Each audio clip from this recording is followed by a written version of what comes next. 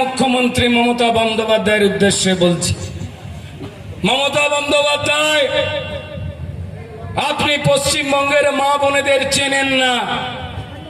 মমতা বন্দ্যোপাধ্যায়, আপনি পশ্চিমবঙ্গের হিন্দু মাকেও চেনেন না, মুসলিম মাকেও চেনেন না, কারণ আপনি কোনোদিন সংসার তো করলেন না, আপনি তো মাটা হলেন না। তাই মারা কেমন করে সংসার চালাবে, তাদের কাছে হাতা আর খুন্তির গুরুত্ব কি মমতা বন্দ্যোপাধ্যায় আপনি কি করে জানবেন?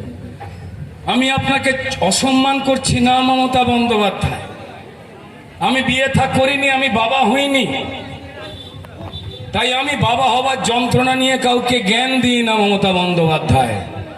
আপনি নিজে মা হননি, তাই মায়েদেরকে নিয়ে মিথ্যে কথা পশ্চিমবঙ্গে বললে পশ্চিমবঙ্গের হিন্দু মা হোক আর মুসলমান ও মা হোক, কড়াই গন্ডায় হিসেব দিয়ে দেবে।